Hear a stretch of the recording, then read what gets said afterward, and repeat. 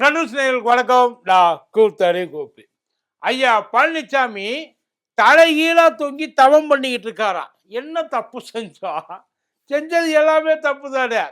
உட்கார்ந்து ஒவ்வொருத்தரா வெளில அனுப்பிச்சார் இல்லையா? இப்ப யோசிக்கிறாராம். அவசரப்பட்டு அத்தனை பேரையும் அடிச்சு வெளியில துரத்திட்டோமோ? போறப்ப தனித்தனியா எல்லாரும் போனாங்க. இப்போ ஒரே கூட்டமா இருக்காங்க. அத பொதுக்குழு கூட்டுனா மேலே ஏறி உட்கார்றதுக்கு ஆள் இல்லாமல் கிடக்குது ஐயாசாமியோட அந்த இடம். ஐயா பழனிசாமி இருக்கார் இல்லையா?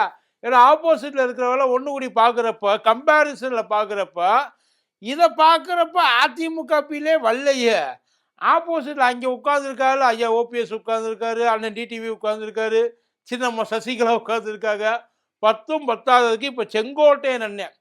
இதை பார்க்குறப்ப தயா ஒரு அதிமுக ஃபீலே வருது அப்படின்னு சொல்லி அவங்களுக்குள்ள எல்லாரும் இப்போ அவருக்கு பக்கத்துல இருந்தே பேசிட்டு இருக்காங்களாம். அண்ணே பாருங்கண்ணே, இதை விட அதுதான் ஒரிஜினலாக இருக்கு.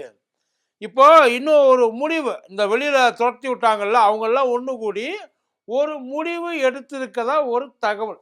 எப்படின்னா, அவங்க அதிமுகவை அவங்க வச்சிருக்க மாதிரி அவங்க இருக்கட்டும், நாம் என்ன பண்ணுவோம், நாமெல்லாம் ஒன்று சேர்ந்து இதுதான் ஒரிஜினல் அதிமுக, நம்ம ஒரு பொதுக்குழுவை போடுவோம். அதை பார்க்குறப்ப தெரிஞ்சு போயிடும் இல்லையா? இவர் என்னதான் எடுத்து எல்லாத்தையும் வெளில போட்டாலும் அங்கே இருக்கிறவங்களுக்கு தெரியும் இல்லையா? அப்படி ஒரு வேளை ஒன்று புதுசாக ஆரம்பிச்சாங்க அப்படின்னா அது நம்ம ஐயா எடப்பாடியே அறப்பாடியே ஆகிரும் அப்படின்ற மாதிரி சொல்கிறாங்க. 2016 வந்து அதிமுக ஜெயிச்சது, அது என்டையர்லி டிஃப்ரெண்ட். ஆனால் 2026 இப்போ அதிமுக எந்த அளவுக்கு காம்படிஷன்ல இருக்குன்றதே பெரிய விஷயமா இருக்கு. இப்போ 2014 திமுக தோத்ததுக்கு ஒரு பெரிய காரணம், அவங்க வந்து ஒழுங்கா அதை வந்து கணிக்கலை. அதாவது இப்போ இருக்கிற மாதிரி ஒரு கூட்டணி அப்போ வந்து ஸ்ட்ராங்கா இல்லை, கூட்டணியே இல்லைன்னு வேணா சொல்லிக்கலாம். அதனால பயங்கரமா தோத்துருச்சு. ஆனா அது உடனே ஐயா ஸ்டாலின் சுதாரிச்சுக்கிட்டாப்புல. 2016 விட்டுட்டோம், 2019 நம்ம விட்டுறவே கூடாதுன்னு தான் அப்போலேருந்து இப்போ வரைக்கும் அந்த கூட்டணியை இறுக்கி பிடிச்சிக்கிட்டு இருக்காரு. பட் என்னதான் இறுக்கி பிடிச்சாலும் சட்டசபை தேர்தலில் ஒன்றும் பெரிய வித்தியாசம்லாம் கிடையாது திமுகவுக்கும் அதிமுகவுக்கும். அதிகபட்சம் போனால் ஒரு 2 இல்லாட்டி 3% வாக்கு, அவ்வளவுதான். அதுக்கு மேலே ஒன்றும் இவங்க என்னமோ 50 டிஸ்டிங்ஷனில் பாஸ் பண்ண மாதிரியும், இவங்க என்னமோ சிங்கிள் டிஜிட்டில் ஃபெயில் ஆன மாதிரியும் கிடையவே கிடையாது. ஒரு நூல் அங்கிட்டு ஒரு நூல் இங்கிட்டு, அவ்வளோதான். இவ ஒரு 53% எடுத்திருந்தாலும் இவங்க ஒரு 47% எடுத்திருப்பாங்க. அதாவது இங்கிட்டு அங்கிட்டு அவ்வளவுதான் வித்தியாசம். அதே மாதிரி தான் 2024 நம்ம இங்கே நாடாளுமன்ற தேர்தல்.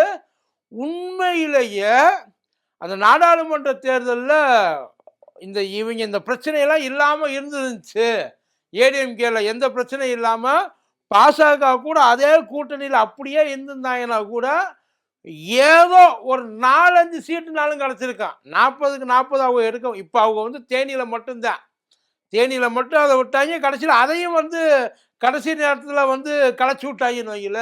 இது 39 தொகுதி திமுக இருந்துச்சு. அந்த 39 தொகுதியில் குறைஞ்சபட்சம் ஒரு 3-4 தொகுதியாவது அதிமுக கூட்டணி எடுத்திருக்குண்டாங்க. சட்டசபை தேர்தல் ஒரு 40 தொகுதி கிட்டத்தட்ட ஒரு 5000 வாக்கு தான் வித்தியாசம். அந்த 5000 வாக்கு யார் யார் பிடிங்கிட்டு போனாங்கன்னு தெரியுமா? ஒன்று ஐயா கமலஹாசன், இன்னொரு பக்கம் அண்ணன் டிடிவி, இப்போ நாம் தமிழர் வேற. இதெல்லாம் வந்து இடையில கணக்கு போட்டு பார்த்தியா அப்படின்னா அதிமுகவோட வெற்றி வாய்ப்பு உண்மையிலே கண்ணுக்கு முன்னாடி அவங்க கைத்தை கட்டி இழுத்துட்டாங்க. கைக்கு கிடைக்க வேண்டியதை அப்படியே பிடிச்சி கட் பண்ணி விட்டாங்கன்னு வைங்கள. இப்போ இதே நிலைமை, இப்போ அதே நிலைமைக்கு தொடர்பாங்கன்னா இப்போ எக்ஸ்ட்ரா ஒரு ஆள் வேற உள்ள வருது, விஜய். அவர் உள்ள வர்றாருல, அப்புறம் அவருக்கு ஏதாச்சும் ஒன்று வேணும்ல. அவர் எல்லாரும் என்ன சொல்றாங்கன்னா குறைஞ்சபட்சம் ஒரு 10% அவர் எடுத்துருவாப்புலன்றாங்க. ஏன்னா இருக்கும், அதுக்கு வாய்ப்புகள்லாம் நிறைய இருக்குன்னு வைங்கள. 10% கண்டிப்பாக அவர் வந்து எடுத்துருவார். அது இல்லாமல் கொஞ்சம் சீட்டையும் வந்து ஜெயிச்சாலும் ஆச்சரியப்படுறதுக்கு கிடையாது. வெறும் வாக்கை பிரிக்கிறது மட்டும் இல்லை. இதுக்கு தான் என்ன பண்ணிட்டாங்க, இப்போ மறுபடியும் ஐயா 2019 பண்ணதா மேற்கொண்டு சுதாரித்து ஐயா ஸ்டாலின் ஐயா கமலை உள்ளே இழுத்துட்டாப்புல. ஆனா இங்க ஐயா எடப்பாடி என்ன பண்ணிட்டு இருக்காரு, இருக்கிறவன் அத்தனை பேரையும் வெளியில துரத்திரு. ஏற்கனவே ஐயா ஓபிஎஸ், அம்மா சசிகலா, டிடிவி அண்ணன் எல்லாம் ஓடிட்டா. டிடிவி அண்ணன் இத்தனை நாள் வரைக்கும் நான் தேசிய ஜனநாயக கூட்டணியில தான் இருக்கிறேன். இத்தனை நாள் வரைக்கும் சொன்னாப்புல. ஆனா திடீர்னு என்னைக்கு இவங்க வந்து எதுக்குமே இறங்க மாட்டேன்ட்டாங்களோ, அதுக்கப்புறம் நான் என்ன உங்களுக்கு என்ன நாங்கெல்லாம் வந்து உள்ள இருக்கிறப்ப வெளியில நின்று சல்யூட் அடிச்சவரு எடப்பாடி. அந்த நினைப்பு அவருக்கு இருக்குமா இருக்காதா? அதனால நாம இங்க வேண்டாம். ஒட்டு மொத்தமா முடிச்சுட்டோம். இப்ப இவர் ஐயா எடப்பாடியார் போயிட்டு திடீர்னு மதுரை ஏர்போர்ட்டுக்கு தேவர் பேரை வைங்க, அதை வைங்க, இதை வைங்க. நீங்க இத்தனை நாளா இருந்தீல, ஆட்சியில் இருந்தீல, அதை பத்தி என்னைக்காச்சும் ஒரு நாளைக்கு நீங்க யோசிச்சிருக்கீங்களா? அந்த யோசனை கொஞ்ச நாள் வந்திருக்கா? திடீர்னு என்ன உங்களுக்கு தேவர் மேல பாசம் அப்படின்னு சொல்லிட்டு எல்லாரும் கேட்பாங்க. இல்ல ஒன்றும் கிடையாது. ஒட்டுமொத்தமா எல்லாரும் இவர் தான் அடிச்சு, அவங்க ஓடல. இவர் ஓட விட்டு அடிச்சு துரத்துனாப்புல. இப்ப எல்லாரும் அங்கே போயிட்டு உட்கார்ந்துட்டா 10ம் 10க்கு கொங்குலையும் இப்ப நல்ல பழுக்க பழுக்க காய்ச்சி கொடுக்குறாங்க. ஏன்னா ஒட்டுமொத்தமா கோபிச்செட்டிப்பாளையம், ஈரோடு இது எல்லாமே ஐயாவுக்கு எதிராக திரும்பி போயிட்டு இருக்கு. என்ன பண்றதுன்னு தெரியாம ஐயா முழிச்சுக்கிட்டு கிடக்குறாப்புல. இந்த நேரத்தில் தான் நாம இதை விட்டுறக்கூடாது. இப்ப எல்லாரும் அதைத்தான் விரும்புறாங்க. இப்ப நயினார் அண்ணனா இருக்கட்டும், அண்ணாமலை அண்ணனா இருக்கட்டும், ஏன் அமித்ஷா ஐயாவா இருக்கட்டும், எல்லாருமே ஒன்றிணைந்த அதிமுக வேணும்ன்றாங்க. இப்ப இந்த ஒன்றிணைந்த அதிமுகவில் ஒட்டாம இருக்கிறது யாரு? ஐயா பழனிசாமி. அவரை தாண்டி மற்ற எல்லாருமே ஒன்றிணைந்து அதிமுகவுக்காக ரெடியா இருக்கிறாங்கன்னு வைங்கள. அது இப்போ ஒருவேளை ஐயா இது மட்டும்தான் தடையா இருக்கு அப்படின்னா, இதை ஏன் நம்ம சுமந்துக்கிட்டு தெரியணும்? இந்த சுமையை இறக்கி வச்சிருவோம். அது அது என்னமோ ஆயிட்டு போகுது. கடைசி வரைக்கும் அது மாட்டுக்கு தனியாகவே திரிஞ்சுட்டு போகட்டும். அதுதானே அதுக்கு ஆசை.